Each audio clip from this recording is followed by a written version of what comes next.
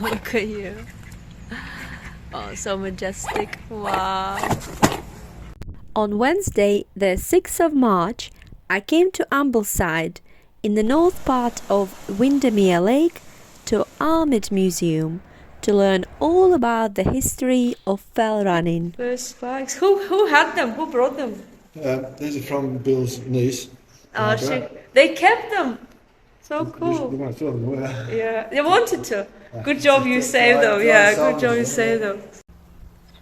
Hello, today is Wednesday, the 6th of March, and I'm in the Lake District again, on the Windermere Lake, in a town called Ambleside.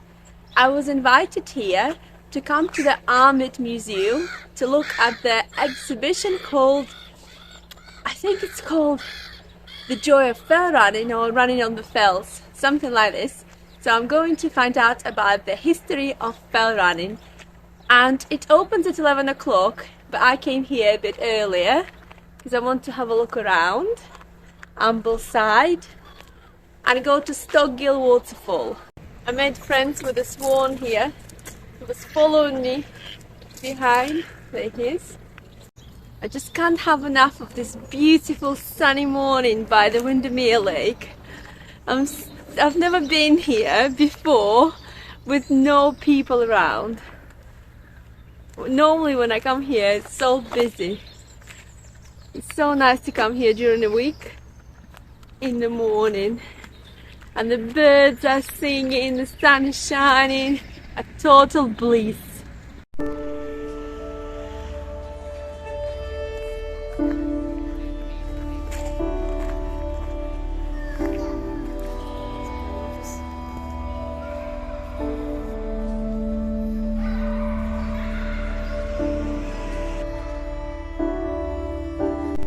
In the park near the lake, I ran into an Ambleside fell runner who was marshalling at Kirkstone Pass during Hodgson Brothers Mountain Relays. This is Mike. He was marshalling Hodgson Brothers Mountain Relays at the end of leg 2 at Kirkstone Pass. Well, it did just clear up, didn't it? Yeah, tiny bit. These are marshals on changeover 2-3. Well done. And he said that he watches my videos. He's like, "Oh, are you Olga?" I said, "Oh, how do you know? Nice to meet you, Mike." And are you exercising here? Are you warming up? I'm doing my drills. Are you doing your drills? Yeah. You're going for a run after? Yes, up Wansfell Pike. Nice. Also cool to live here. You could just like off into the mountains straight away. Yeah, it's heaven. Nice to see you this morning. There used to be a Roman fort here during the Roman army's conquest of northern Britain towards the end of the 1st century AD. A small timber fort was built here to house a garrison of 200 men. Just have a look at this. People who live there are so lucky. I live here. Let's have a look. That is the heart of Ambleside Roman Fort. Commanding officer's house, headquarters and granary buildings. That's where they were. And that's a leftover foundation from the commanding officer's house and other buildings. These are the Roman stones. And I didn't even know that there was a Roman fort in Ambleside. Now I do know. I'm leaving Roman fort behind me and just going up here to have a look around. Up this, I don't even know what to call it, mount made of rocks. Let's have a look. It was cool to meet a fell runner, Mike, who was marshalling Hodgson Brothers Mountain Relays and who lives in Ambleside. He told me about the Roman fort. There's a church. Oh, I love this slate covered houses. Maybe they're built with slate, maybe they're just covered with it. It's probably covered with it. Look what I've discovered. A miniature bridge house. I'm walking towards the original bridge house, But look at this miniature model bridge house that someone built in their garden. So beautiful. We arranged to meet with Peter Todhunter in the Armitt Museum at 12 o'clock. Peter is the one who put the wonderful Running in the Fells exhibition about the history of fell running. But because I arrived in Ambleside early in the morning, I wanted first to look around the place, to see the Stock Force Waterfalls and to go up a nearest hill. In days gone by, the Stock Ghyll stream running through the town had up to 5 working mills. The tiny bridge house over the stream was built in the 17th century and was originally an apple store place. It was built on the bridge to avoid a land tax. It is believed that at some point a family with 6 children lived there. The house belongs to the National Trust now. So there was a door here before as well, because you could go through this house. This is the original bridge house, built in the 17th century by Braithwaite family. And signs for waterfalls. That's cool. Wow, look at this church. I'm walking out to the Stock Ghyll Force Waterfall now. It's really close to the centre of Ambleside and where the Armitt Museum is. I already saw where the museum is, where I need to go. It's still closed. So I'm so glad I came here in plenty of time to have a look around. There it is behind me, the Stock Ghyll Waterfall, the Stock Force.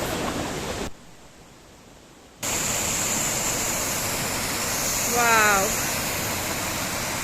really powerful.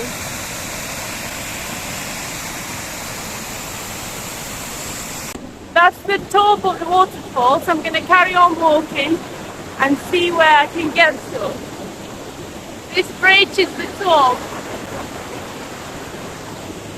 Obviously the stream carries on from higher up, goes down. I still have time before we arrange to meet at the museum. So anytime I see a fell, I see a hill, I can't just leave it without me walking up to it. So there's this little fell, Wansfell, I think it's called. It's very close to the waterfall, Stock Ghyll Waterfall. So I decided to walk up it. There are so many friendly locals here. I mean, not many, but the locals are very friendly. It's so warm today. I had to take my jacket off. I had a look at the map, and the pike where I'm going to is actually called Wansfell Pike. I'm not sure how to pronounce it. It's spelled W-A-N-S. Wansfell Pike. I was walking along, and on my way I met 2 people, and it turned out that they were from Preston as well, like me. I mean, I am not from Preston, I live in Preston, but that was a small world. And they told me all about those mountains behind me. The one covered in snow is Fairfield. Here I am on top of Wansfell Pike, which is 482 meters high, and I have it all to myself. There's no one else here. That's Windermere Lake behind me, Ambleside, some Lake District giants behind me as well, Fairfield. Sun is shining in my eyes. Look at this beauty. Gorgeous. Just magnificent. You can see Ambleside. I can see Windermere Lake, the largest body of water in the Lake District. Wow. So beautiful.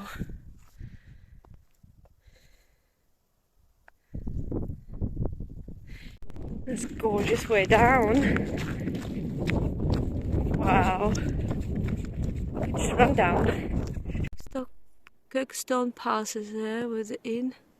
Ah. It's just when you're at the top, everything's so close. Yeah. There's Coniston on the left. Oh, okay. And then there's What are those raggedy ones? Swirlhow. Swirlhow, yeah. Edge.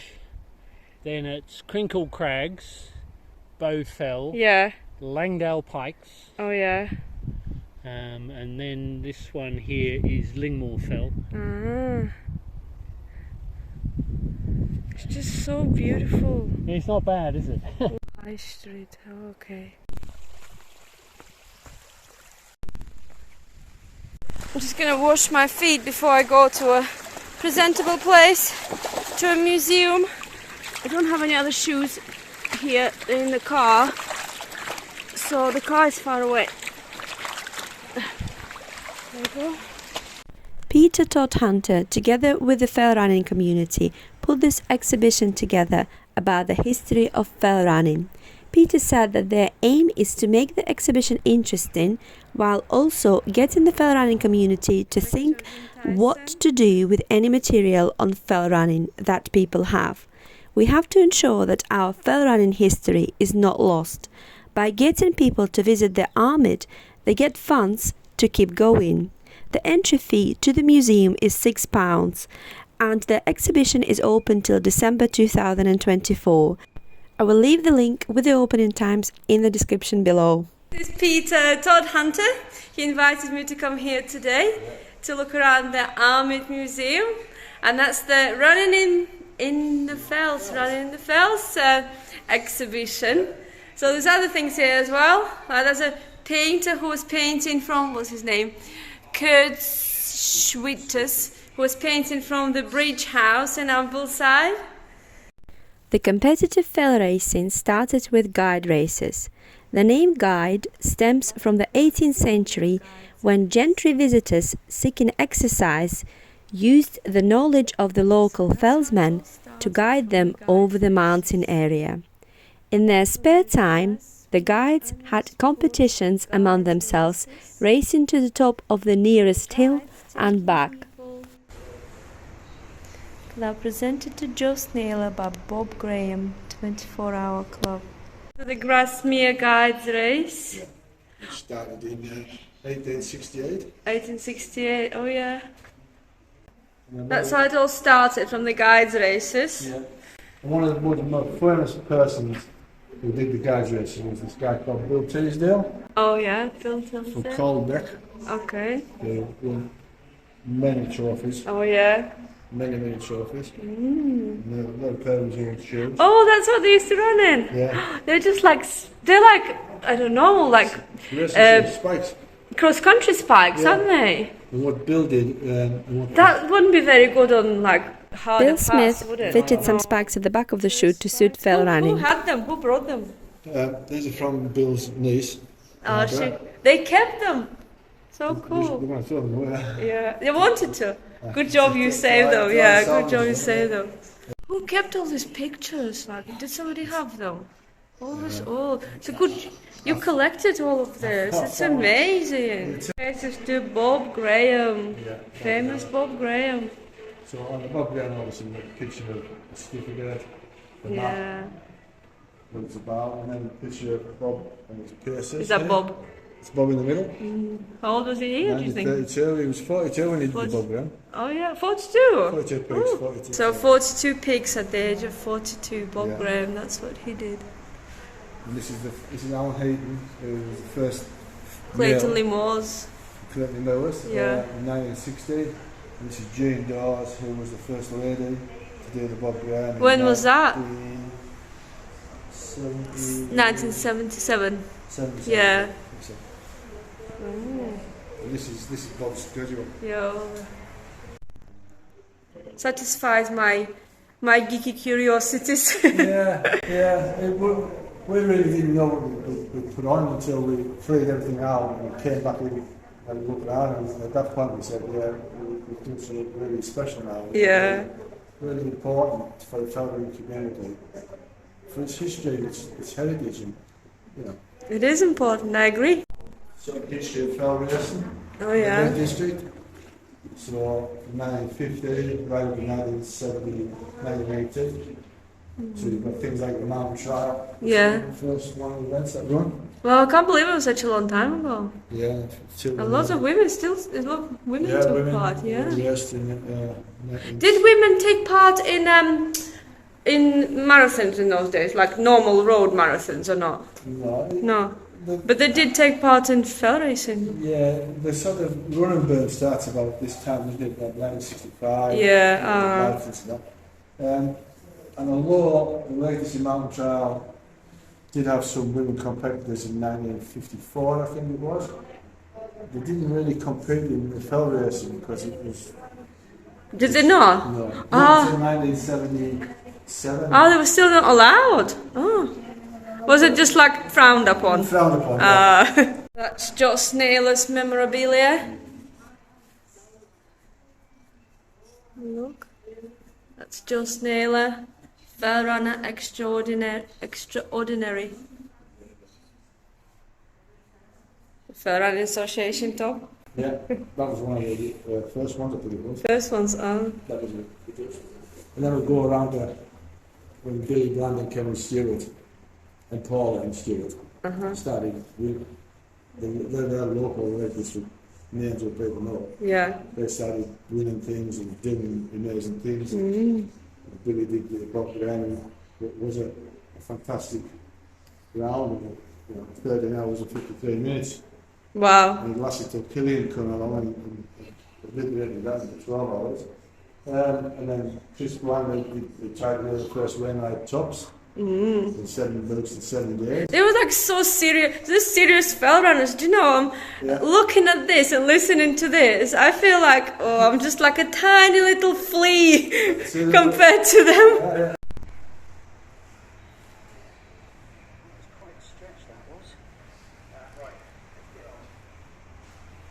Bill Smith, legendary man, isn't it? Yeah.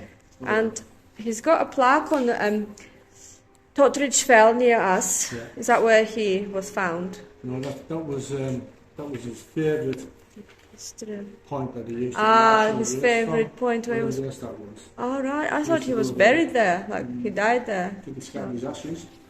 Scabs, I yeah. think it's further down the middle. Yeah. Oh, and apparently he like travelled by public transport everywhere. Yeah. I just jumped Where on was he board. from? Liverpool. Liverpool, Yeah. The department store in Liverpool. Wow. So Peter showed me around this museum, starting from the very beginning, the history of running, and now I'm going to go around and look for myself and just spend a bit more time looking at all the exhibits here. Thank you, Peter. No problem, hope you enjoyed all of it. Yeah, I did, thank you. Can I try something with a less aggressive soul? Look at this. 1978, the Fell Runner magazine. 25p. Look inside it. Look at the print.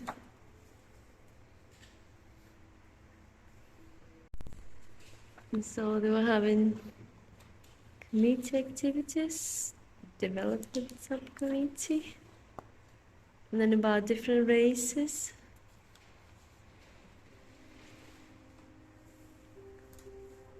Fell Runner. 1980.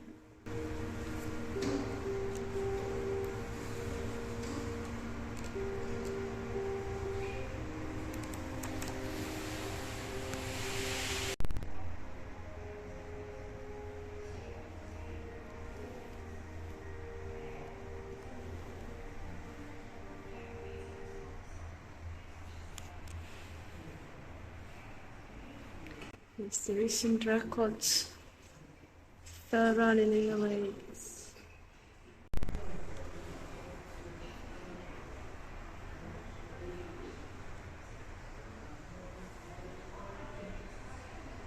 In the drawers of this cabinet you can find more historic fell running materials, many of which come from or relate to the legend Joss Naylor.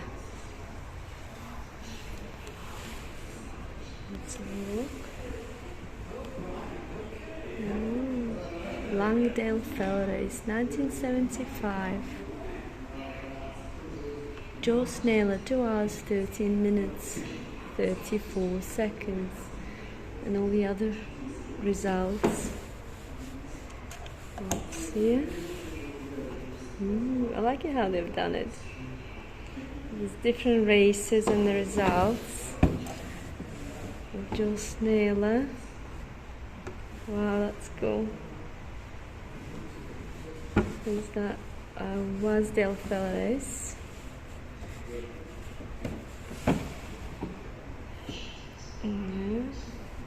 The Way of the Champs.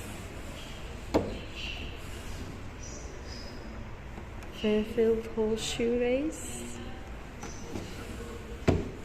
He kept always.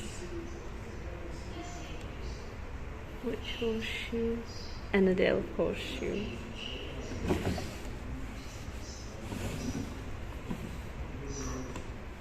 Paper. In there. This one. Kirkfell, Pillar Kirkfell and Green Gable. Pillar Kirkfell and Green Gable, presented to Joss Naylor in recognition of his 9 successive wins in the Annandale Horseshoe Fell Race.